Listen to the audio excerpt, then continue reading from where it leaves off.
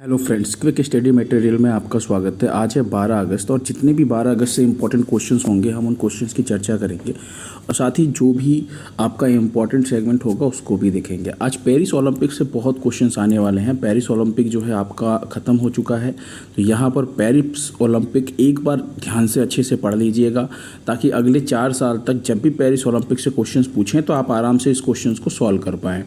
ठीक है, चलिए सबसे पहले क्वेश्चन की तरफ चलते हैं। आज का जो हमारा पहला क्वेश्चन है वो क्या है, वो है कि अगस्त 2024 में तिमोर लेस्ते के सर्वोच्च नागरिक सम्मान, ध्यान रखिए किसकी बात कर रहे हैं, तिमोर लेस्ते की बात कर रहे हैं, ग्रैंड कॉलर ऑफ ऑर्डर से किस भारतीय को सम्मानित किया गया। तो अभी हाल ही में आप सभी लोगों को पता है कि जो द्रौपदी मुर्मू हैं वो कहाँ पर गई हैं, वो गई हैं तिमोर लेस्ते के दौरे पर, है ना। तो उन्हीं को सम्मानित किया गया है।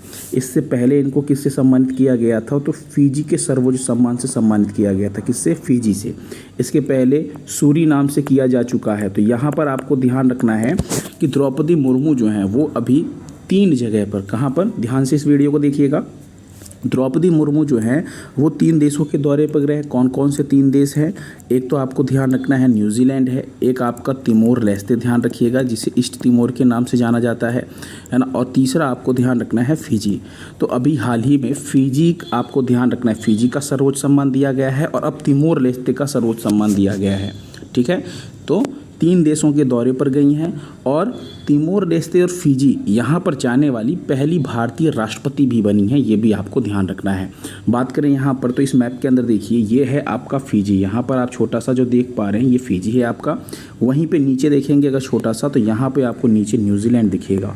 ठीक है, ये जो आप देख रहे हैं ये न्यूजीलैंड है, ये आपका क्या है, फिजी, यहाँ पर आपका क्या है, न्यूजीलैंड, और यहीं पे आप ध्यान से देखेंगे छोटा सा तिमोर लेस्ते है जिसे ईस्ट तिमोर के नाम से जाना जाता है। ठीक है, चलिए अगला क्वेश्चन देखिए। अमन सहरावत ने पेरिस ओलंपिक 2024 में कितने किलोग्राम भार वर्ग में कांस्य पदक जीता है? देखिए यहाँ पर हम बात करेंगे अब पेरिस ओलंपिक्स 2024 की। पेरिस ओलंपिक 2024 से रिलेटेड जितने भी आपके क्वेश्चंस बनेंगे इन क्वेश्चंस को देखेंगे, साथ ही साथ हम क्या करेंगे, कितने ओलंपिक आए हैं, कुश्ती में कितने आए हैं टोटल, और इस बार कितने ओलंपिक में आपके मेडल आए हैं, साथ ही साथ क्या क्या ओलंपिक से रिलेटेड क्वेश्चंस हो सकता है। इसका एक सेपरेट वीडियो मैं बाद में बना दूंगा आप लोगों के लिए। फिलहाल यहाँ पर देखिए कुछ भी आपका छूटेगा नहीं। ठीक है, तो सबसे पहले बात करते हैं अमन सहरावत की। अमन सहरावत की बात करें तो खेल का नाम ध्यान रखिएगा, कुश्ती यानी रेसलिंग की बात कर रहे हैं ना।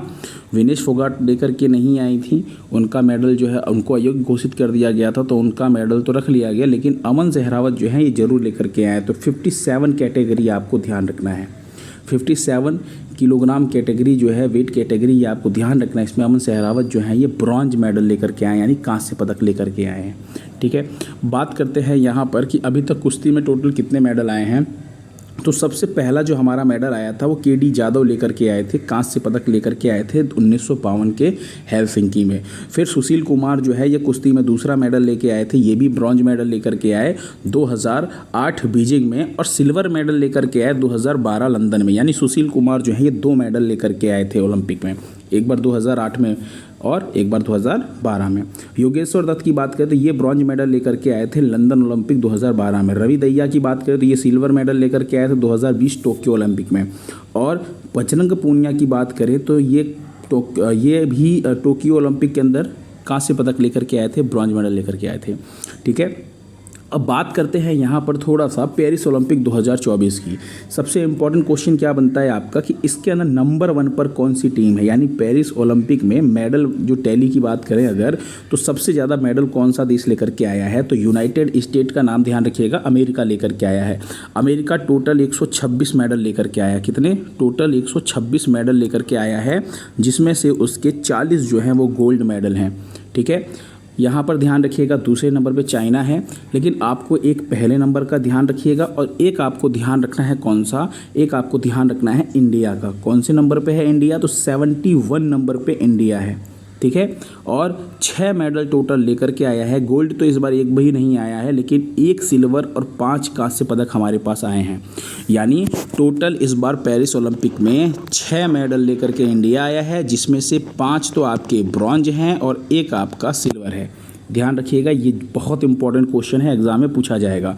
रैंक ध्यान रखिएगा 71 नंबर पे है रैंक। बात करें वो 6 मेडल कौन कौन से हैं, इंडियन मेडलिस्ट की बात करें तो यहाँ पर मनु भाकर को आप देख रहे हैं शूटिंग के अंदर 10 मीटर एयर पिस्टल में। फिर दूसरा मेडल हमारा कांस्य पदक आया मनु भाकर और सरबजोत सिंह, ये भी शूटिंग में हमारा आया 10 मीटर एयर पिस्टल में। तीसरा मेडल आया स्वप्निल कुसाले का, ये भी शूटिंग में लेकर के आए थे, है ना, ये लेकर के आए थे 50 मीटर, है ना, 50 मीटर राइफल 3 पोजीशन पर लेकर के आए थे। चौथा ब्रॉन्ज मेडल हमारा आया हॉकी टीम लेकर के आई, है ना, स्पेन को हरा करके। पांचवा मेडल हमारा आया सिल्वर, ये बहुत important silver medal Neeraj Chopra लेकर के आए।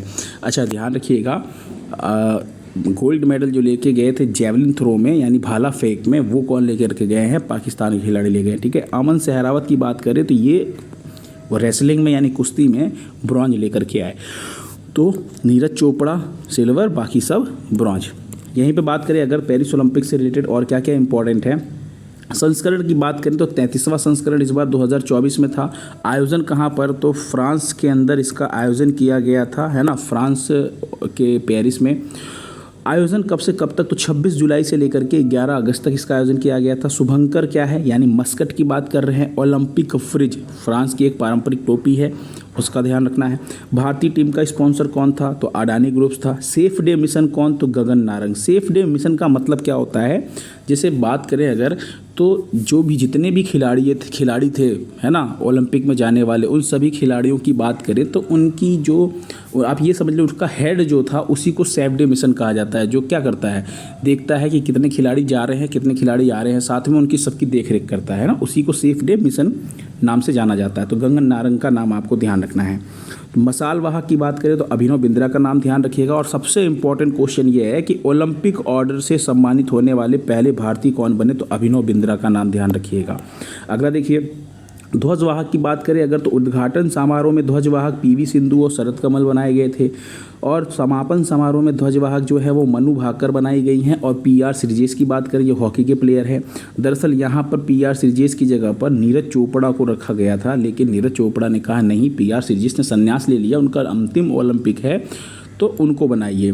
तो मनु भाकर और पीआर श्रीजेश जो हैं इनको बनाया गया है। बिल्किस मीर की बात करें अगर यहाँ पर तो आपको ध्यान रखना है, जूरी सदस्य बनने वाली पहली भारतीय महिला बनी है।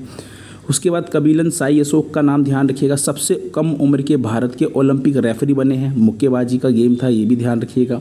नीता अंबानी इंडिया हाउस का उद्घाटन करने वाली है, जो मतलब पेरिस ओलंपिक में जो इंडिया हाउस का उद्घाटन किया गया था वो नीता अंबानी ने किया था। इस बार जो 4 नए खेल शामिल हुए थे, ब्रेकिंग हो गया, स्केट बोर्डिंग हो गया, स्पोर्ट क्लाइंबिंग हो गया और सर्फिंग हो गया, ये 4 नए खेल हैं। 34वां संस्करण यानी अगली साल अब ये जो आयोजन है ये कहाँ पर किया जाएगा, तो ये 2028 में लॉस एंजलिस में किया जाएगा, ये जरूर ध्यान रखिएगा, ये क्वेश्चन जरूर पूछा जाएगा। ये 33वां संस्करण था, 34वां कहाँ पर होगा। अगला क्वेश्चन देखिए, संयुक्त सैन्य अभ्यास मित्र शक्ति 2024 की बात करें तो ये भारत और किस देश के बीच आयोजित की जा रही है, तो ध्यान रखिएगा ये भारत और श्रीलंका के बीच आयोजित की जा रही है।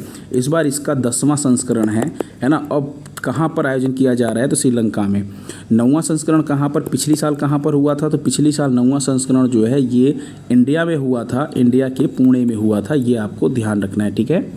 चलिए अगला क्वेश्चन देखिए, बात करते हैं एक बार श्रीलंका की। देखिए यहाँ पर श्रीलंका की बात करते हैं, जो नारियल के आकार का आपको दिख रहा है ये है श्रीलंका। श्रीलंका की 2 राजधानी हैं, एक कोलंबो और एक जयवर्धनेपुरा कोट्टे। करेंसी की बात करें यहाँ पे श्रीलंकन रुपया चलता है। राष्ट्रपति की बात करें रनिल विक्रमसिंघे हैं यहाँ पे। प्रधानमंत्री की बात करें दिनेश गुणावर्धने हैं, ठीक है। यहाँ पर आप जो बीच में छोटा सा जगह देख रहे हैं ये है आपका पाक स्ट्रेट, ठीक है, ये आपको ध्यान रखना है। चलिए अगला क्वेश्चन देखिए, विश्व शेर दिवस की बात कर लेते हैं। किसकी, विश्व शेर दिवस। विश्व शेर दिवस जो है ये कब मनाया गया है, विश्व शेर दिवस की बात करें तो 10 अगस्त को ये विश्व शेर दिवस हर साल मनाया जाता है ना। और यहाँ पर आपको ध्यान रखना है, ऑप्शन ए आपका बिल्कुल सही हो जाएगा। यहीं पे अगर आपसे पूछा जाए कि सबसे ज़्यादा जो शेर हैं, है ना, वो कहाँ पर पाए जाते हैं अपने भारत में, तो आपको ध्यान रखना है जो शेर पाए जाते हैं सबसे ज़्यादा वो पाए जाते हैं गिर के अंदर। गिर कहाँ पर है, तो आपको ध्यान रखना है गिर जो है वो गुजरात के अंदर स्थित है। और गिर नेशनल पार्क जो गुजरात का है वो इसी के लिए फेमस है, किसके लिए, एशियाटिक शेरों के लिए बहुत फेमस है। किसके लिए, एशियाटिक शेरों के लिए बहुत फेमस है। अच्छा, अभी गिर के ऊपर ही एक पुस्तक लिखी गई थी, अगर आप लोगों को याद ना हो तो मैं आपको याद दिला दूं।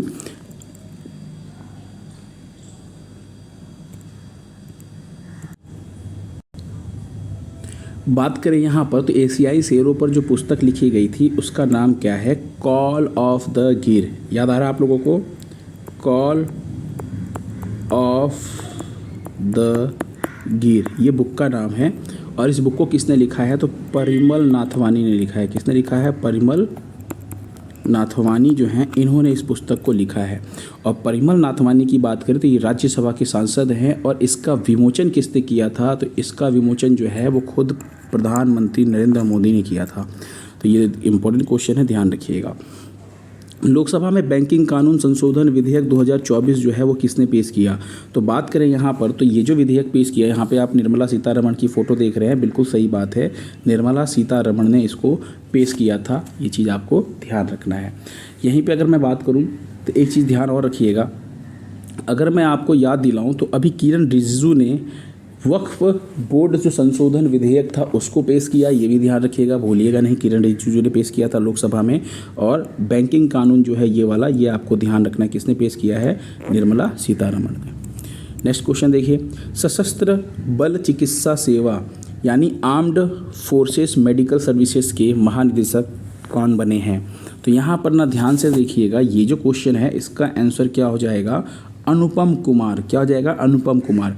साधना सक्सेना नायर मत टिक कीजिएगा, ये आर्मी चिकित्सा सेवा की महानिदेशक बनाई गई हैं और ये सशस्त्र बल चिकित्सा सेवा के महानिदेशक बनाए गए हैं, है ना। पहले साधना सक्सेना नायर ही इस पोस्ट पर थी, बाद में ये आर्मी चिकित्सा सेवा की महानिदेशक बनाई गई हैं और ये सशस्त्र बल यानी आर्म्ड फोर्सेस मेडिकल सर्विसेज के महानिदेशक बनाए गए। दोनों में अंतर है, कंफ्यूज मत होइएगा, फिर कह रहा हूँ। अगला क्वेश्चन देखिए, नए कैबिनेट सचिव कौन बने हैं? तो नए कैबिनेट सचिव की बात करें तो आप यहाँ पर टीवी सोमनाथन को देख पा रहे हैं। टीवी सोमनाथन जो हैं ये नए कैबिनेट सचिव बनाए गए हैं। तो ऑप्शन ए जो है वो आपका बिल्कुल सही हो जाएगा।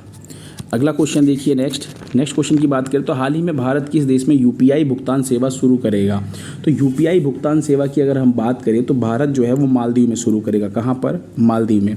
अभी जयशंकर जो विदेश मंत्री हमारे एस जयशंकर साहब हैं वो अभी मालदीव गए थे दौरे पर और उन्होंने बहुत सारे समझौते किए और भारत और मालदीव के बीच में जो रिश्ते हैं उसके अंदर सुधार करने की भी कोशिश की गई। उसी दौरान आपको ध्यान रखना, यूपीआई भुगतान सेवा जो है वो मालदीव में भारत शुरू करने वाला है। अच्छा, यहाँ पर ना 2-3 चीज़ों की बात करते हैं। पहले बात करते हैं मालदीव की। मालदीव कहाँ पर है? तो ये आप इंडिया का मैप देख रहे हैं, यहाँ पर ये जो नीचे की तरफ यहाँ पे आएंगे तो यहाँ पे है आपका मालदीव। मालदीव की बात करें तो यहाँ पर माले इसकी राजधानी है ना। रुपया यहाँ की करेंसी है और मोहम्मद मोइजू जो हैं वो यहाँ के राष्ट्रपति हैं। ध्यान रखिएगा, भारत के जितने भी पड़ोसी देश हैं उसकी राजधानी, उसके राष्ट्रपति, उसके प्रधानमंत्री जरूर याद करके रखिएगा। बात करते हैं थोड़ा सा यूपीआई से संबंधित कुछ इंपॉर्टेंट प्रश्न की बात करें तो यूपीआई को एनटीपीसी नहीं, यहाँ पे करेक्ट कीजिएगा, ये तो इसको करेक्शन कीजिएगा, यूपीआई को एनपीसीआई ने लॉन्च किया है। किसने? एनपीसीआई ने 2016 में लॉन्च किया था।